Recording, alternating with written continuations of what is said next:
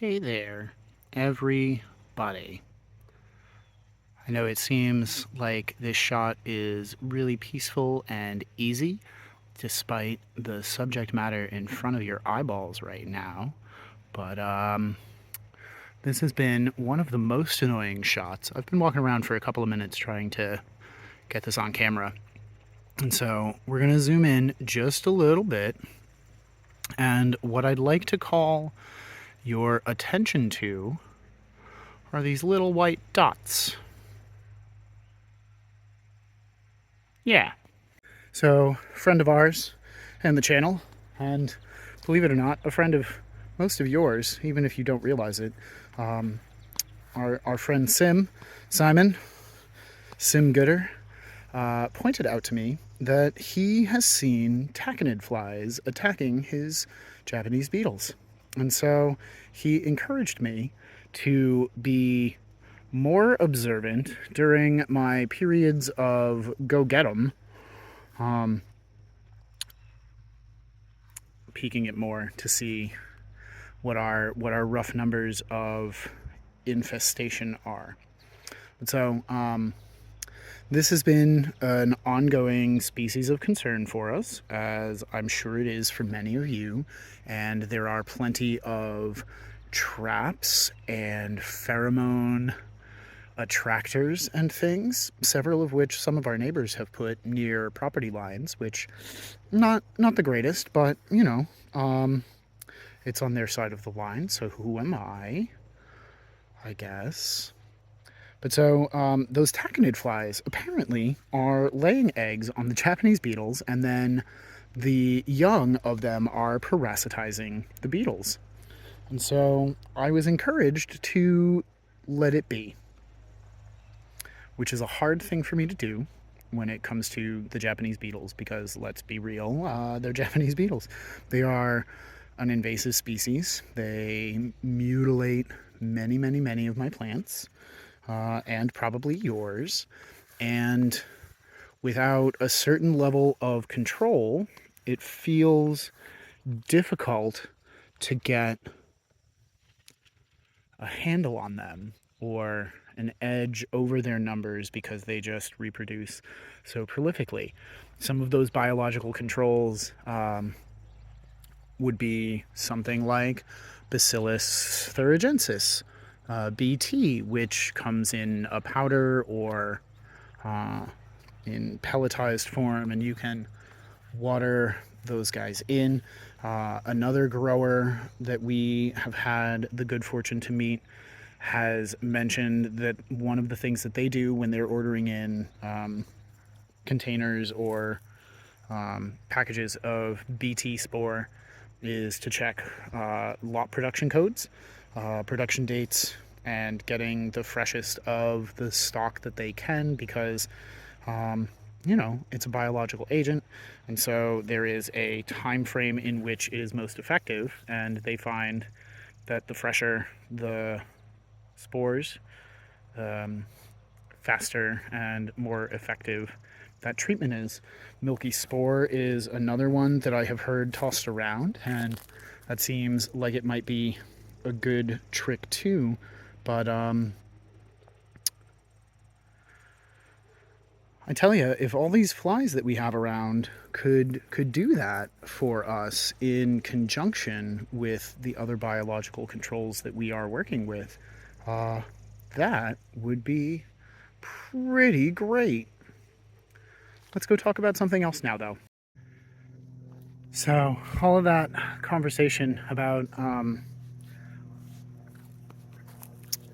using naturally occurring endemic species to assist us in controlling a non-native or invasive species really got me thinking about whether or not I'm leveraging all of the natural endemic life forms around our property to truly help me control some of the non-native and aggressively spreading, also red, invasive species that are present. A few of them that are most concerning are a running type of blackberry. Hang on. There's a running type of blackberry that you can see all along this section of the trail here, just before where the chickens are. And so they are currently walking through a whole bunch of running bramble type material that I'm going to have to come through and extricate in some fashion. But we're also just on the downhill slope side of a whole bunch of beech branches. This is Fagus grandifolia, the American beech, that I have been cutting from a tree that is right here. That's this one. And all I'm really doing is just taking out a few of the lower lying branches. I won't lie, I am very much tempted to just kind of cut this at, say, like chest high for that section of path. But what we're doing is just laying down all of these branches with all of their greenery on this patch of slope here, where I spent a good number of hours. Some might peg it in the several dozen range, for purposes of extricating another one of these invasive plants, which is the Asiatic bittersweet, which thankfully I'm not seeing very, very much of at the moment. But you can see this trailing bramble just goes flipping everywhere. And so there are still some things that we're going to have to do, but we've been pulling and stripping the Asiatic bittersweet, the Celastris orbiculatus, and we've been pulling the vines out of all of the stuff that it's been growing into, stripping the leaves, tossing them down to feed more plants, and damaging the stems of those vines before throwing them down as well. And we're slowly progressing to where the vines that we're getting down here are more like this little lovely here. And I know, without the Georgia O'Keeffe flowers, some of you may have difficulty recognizing the Apios americana, the common groundnut, American groundnut, but that is the vining layer that we are encouraging here. You can see some of its new shoots getting ready to trail up in this little berm.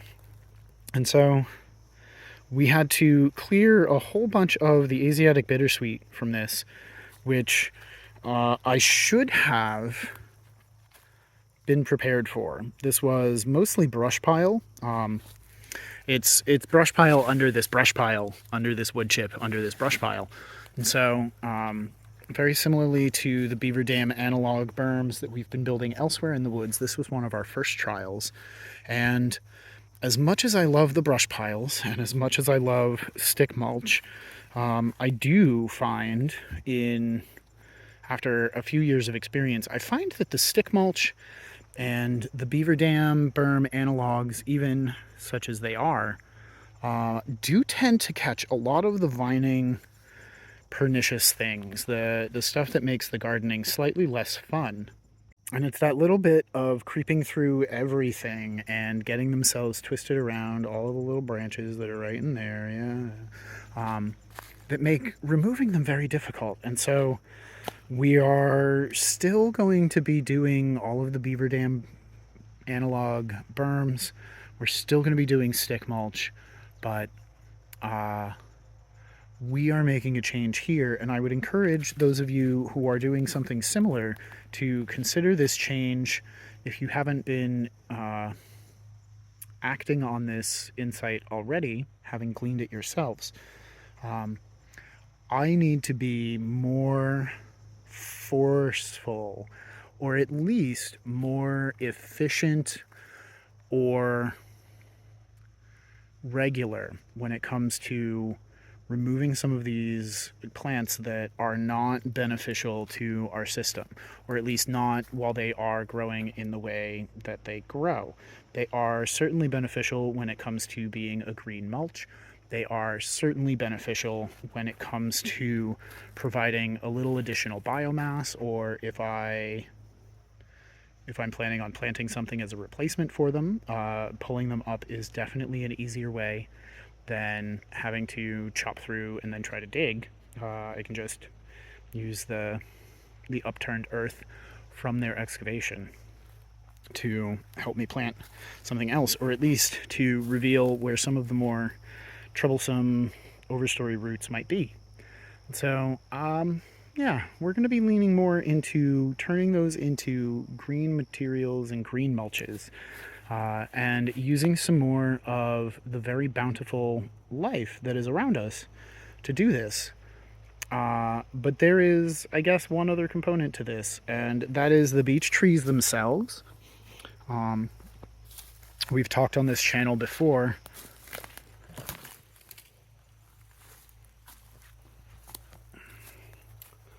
It's what you get for chopping out a tree. It's going to steal your hat. We've talked on this channel before about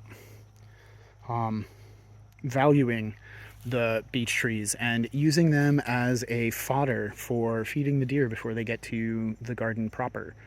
And while that is still the case, a lot of the forest management plans, FMPs for those in the know, that I have had the occasion to look at around here, in the Northeast at least, in New England, really recommend removing a lot of the beech as one of the first courses of forest management to see what the emergent species are going to be once those canopy and heavy shade producers are out of the way. And their proper spacing, when their numbers and spread is controlled, can be an avenue for a lot of other things that were being shaded out to emerge and to begin their successional activities. And so I'm still loath to remove trees from this woodlot, because what good is a food forest and a forest if there's no forest? But I think that there's a value that I have not been availing ourselves of. And I think part of that is going to have to be more actively harvesting the green material from these beaches to progress some more of the garden areas down in the woods. Because bringing down composts, bringing down manures, inserting more and more wood chips, while necessary and crucial for some of the path development and some of the banking up of certain garden spaces, I think the less time I spend moving materials and the more time I can spend chopping and dropping, actively growing, deep-rooted, very apt to regrow trees is going to be a piece of this puzzle that I have not so far managed to shake out of the box. So, yeah, I would like to just take this moment to again thank Simon, who is an amazing human being, for getting me to think about this in a different way than I had been approaching it. And I think without his friendship and without some of his insights, just like many of you who are also participating in the conversations here, I would not be the grower I am without the friends that I've made. So, yeah. Thank you all for what you do, for your comments, for your engagement on videos that draws in more people, for your insights, for being here. Till next time, thanks for watching. Happy planting.